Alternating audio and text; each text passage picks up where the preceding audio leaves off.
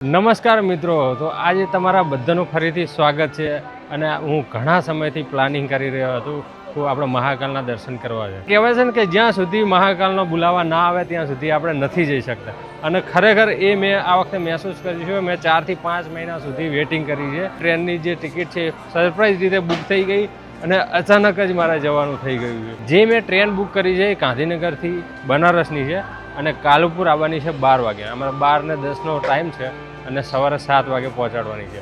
તો આવો તમને બતાવું મારી ટ્રેનની જર્ની અને કરાવું મહાકાલના દર્શન.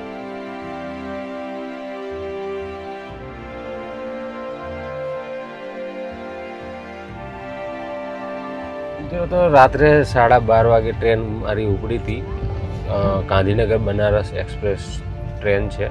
12:30 1 વાગે હું સૂઈ ગયો હતો ટ્રેનમાં અને અત્યારે 7 વાગ્યા છે. 7 વાગે છે, દિવસ ઉગ્યો છે એટલે આજુબાજુનો બેસીને તમે નજારો એન્જોય કરી શકો છો. બહુ સરસ વ્યૂ આવે છે, ખેતરો, નદીઓ, પહાડો. તમને ટાઈમ ક્યાં જતો રહે ખબર બી ના પડે અને તમે ફૂલ જર્ની એન્જોય કરતાં તમારા પ્લેસ ઉપર આરામથી પહોંચી જાઓ. જો મિત્રો, ટ્રેનમાં આ રીતની ચાદર આપે છે, પેકિંગ કરેલી અને એકદમ ફ્રેશ ચાદર છે. એ અહીંયા આપણે પાથરવાની હોય.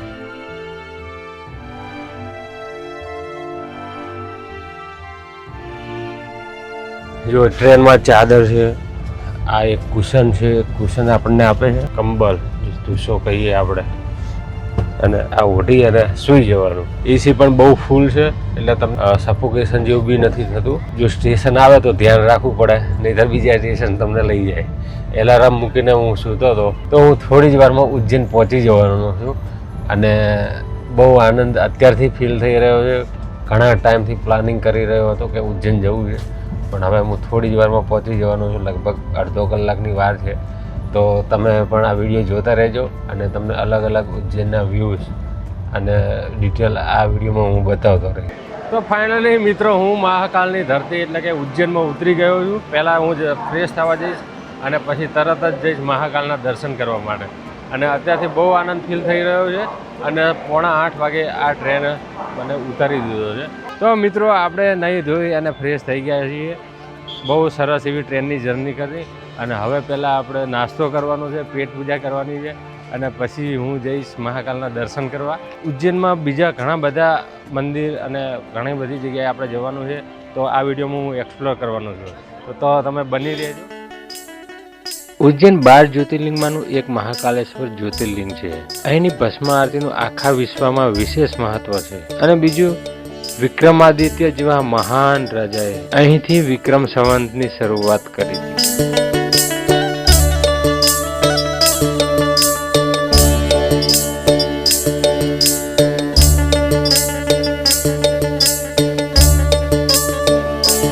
ભારતના પવિત્ર અને શક્તિશાળી ધામોમાંથી એક ધામ એટલે અવંતિકા નગરી ઉજ્જૈન, કે જ્યાં સમય પણ થંભી જાય છે અને મૃત્યુના દેવ પોતે બિરાજમાન છે, મહાકાલ. હું હવે મહાકાલના દર્શન કરવા માટે અંદર જઈશ અને બહુ એવો આનંદ ફીલ થઈ રહ્યો છે. બહુ ઓછી ભીડ છે. આજે અમાસ છે એટલે મને એવું લાગે છે કે બહુ સરસ દર્શન થવાના છે.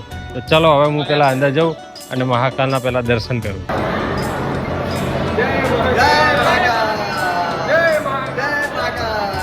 આ ક્ષણે હું ભગવાન શિવના શિવલિંગ સામે ઊભો છું. અહીં દરેક શ્વાસ ભક્તિથી ભરેલો છે. મહાદેવના દરબારમાં આવીને એવું લાગે છે કે ખરેખર સમય થંભી ગયો હોય.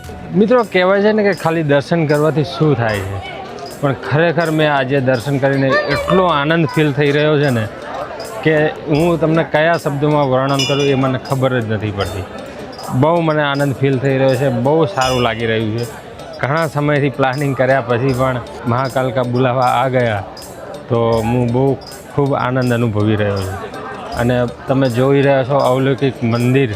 ઉજ્જૈનમાં બીજા પણ પ્રાચીન અને પૌરાણિક મંદિરો છે, એની મુલાકાત લઈએ અને તમને ઉજ્જૈનની બજાર પણ બતાવું. ધરતીનું કેન્દ્ર એટલે ઉજ્જૈન અને આ છે શિપ્રા નદી, જ્યાં ભરાય છે દર 12 વર્ષે કુંભ મેળો. ગઈ વખતે પ્રયાગરાજ હતો અને આ વર્ષે છે અહીંયા ઉજ્જૈનમાં જ કુંભ મેળો ભરાવાનો છે.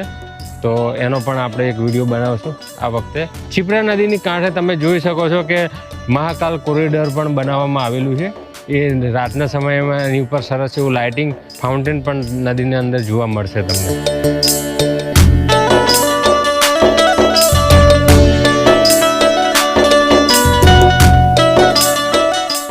વ્યક્તિ જન્મ લે છે અને કંઈક ને કંઈક વિદ્યા મેળવવાની જ હોય છે. આપણે પણ કંઈકનું કંઈક ભણ્યા જ હોય છે. એ જ રીતે આપણા જગતનો નાથ એટલે શ્રી કૃષ્ણ ભગવાન દ્વારકાધીશ ઉજ્જૈનમાં આવેલા આ મહર્ષિ સાંદીપની આશ્રમમાં ભણેલા છે. તો ચલો આપણે આ આશ્રમની મુલાકાત લઈએ અને ભગવાન શું શું ભણ્યા હતા એની પણ આપણે જાણકારી લઈએ. તો ચલો આપણે કૃષ્ણ ભગવાનની સ્કૂલમાં કૃષ્ણ ભગવાન 14 વિદ્યાઓ શીખ્યા હતા આ આશ્રમમાં. તો આપણે જોઈએ કે એ કૃષ્ણ ભગવાન કઈ કઈ વિદ્યાઓ શીખ્યા હતા.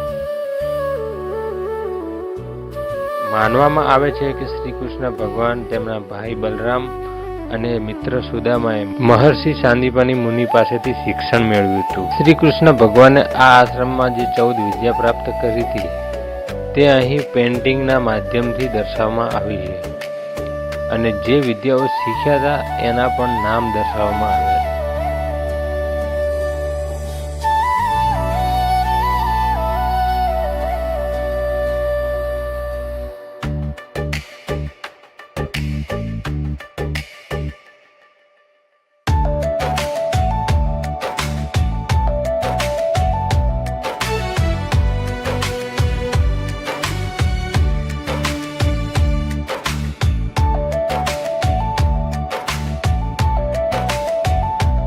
જગ્યા જે અત્યારે બંધ છે, કહેવાય છે કે ભગવાન કપડાં અહીં રાખતા હતા. કાળા કલરનો પથ્થર દેખાય છે, ત્યાં શ્રી કૃષ્ણ ભગવાન અને તેમના ભાઈ બેસીને વિદ્યા લેતા હતા.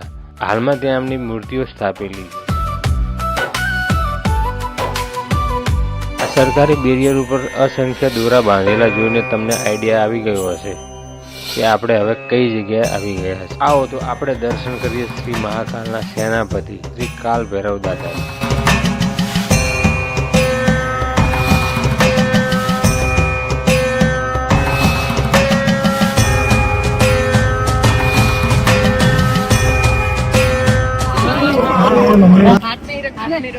ले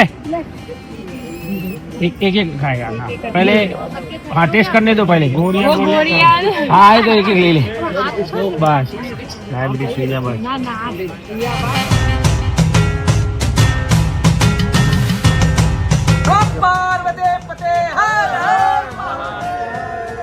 અહીં ભગવાન શિવના ઉગ્ર સ્વરૂપ કાલ ભૈરવની પૂજા થાય છે, જેમને ઉજ્જૈન શહેરના રક્ષક દેવ તરીકે માનવામાં આવે. આ મંદિરની સૌથી ખાસ વાત એ છે કે ભગવાનને મદિરા અર્પણ કરવામાં આવે છે અને માન્યતા છે કે તેઓ પોતે તેને સ્વીકાર કરે છે, જે ભક્તો માટે અદ્ભુત અનુભવ છે. મિત્રો, હું કાલ ભૈરવના દર્શન કરીને હવે આવી ગયો છું ઋણમુક્તેશ્વર મહાદેવ, જે બહુ પ્રાચીન સમયથી શિપ્રા નદીના કિનારા ઉપર વસેલું છે આ મંદિર. અને કહેવાય છે કે ઋણમુક્તેશ્વર મહાદેવજીની પૂજા કરવાથી પિતૃ ઋણ કે દરેક પ્રકારના ઋણ માફ થઈ જાય છે.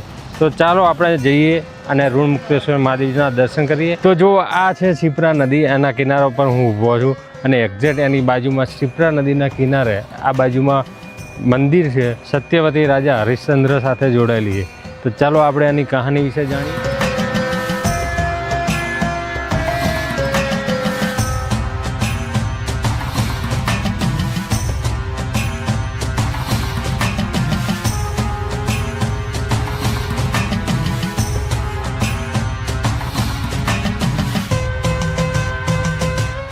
સવારના ફરીને થાકી ગયા છીએ.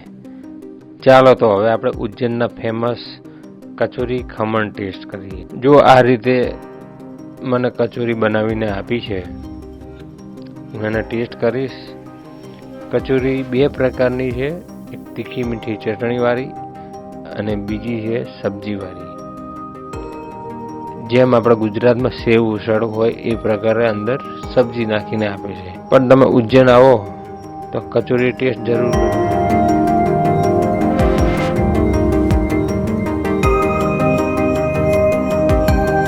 ચાલો તો હવે સાંજ પડી ગઈ છે અને આપણે આવી ગયા છીએ હરસિદ્ધિ માતાજીના મંદિરે, જે 51 શક્તિપીઠમાંથી એક શક્તિપીઠ છે. આ મંદિરમાં ખાસ કરીને સાંજની આરતી દરમિયાન જ્યારે આ દીપમાળા પ્રકાશથી ઝગમગી ઉઠે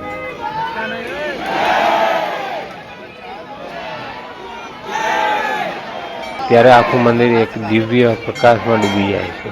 અને કહેવાય છે કે હરસિદ્ધિ માતા દીવ છે ગુજરાતના પોરબંદર પાસે આવેલું હર્ષદ, અને રાત્રે ઉજ્જૈન હરસિદ્ધિ મંદિરમાં રહે છે.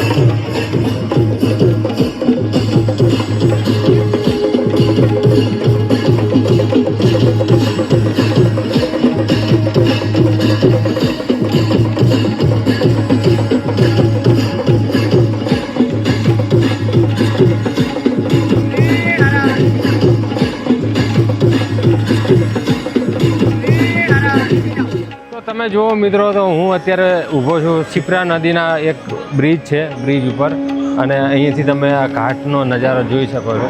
અહીંયા આરતી પણ થઈ રહી છે. આજે તો મેં પણ આરતી ઉતારી અને બહુ સરસ એવો અનુભવ રહ્યો મારો આરતી ઉતારવાનો. અને તમે જોઈ શકો છો શિપ્રા નદીના ઘાટ ઉપર બહુ સરસ એવું માહોલ છે. તો હવે હું આ મારા વિડીયોને પૂરો કરવા જઈ રહ્યો છું. તો વિડીયો તમને કેવો લાગ્યો એક કમેન્ટ કરીને જરૂર જણાવજો. તમે પણ ઉજ્જૈન આવ્યા હશો અને તમારો અનુભવ કેવો રહ્યો એના વિશે પણ એક કમેન્ટ કરજો. જો વિડીયો ગમ્યો હોય તો વિડીયોને લાઇક કરજો, શેર કરજો અને ચેનલને સબસ્ક્રાઈબ જરૂર કરી લેજો. જય મહાકાલ.